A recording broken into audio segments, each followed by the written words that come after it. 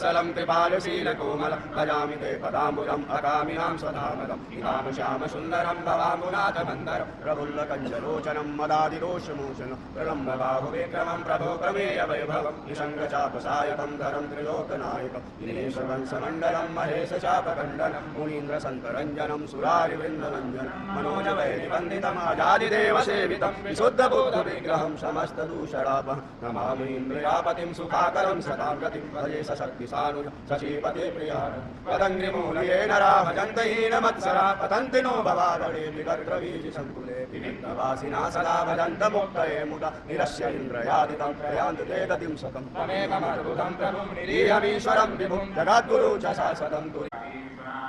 जय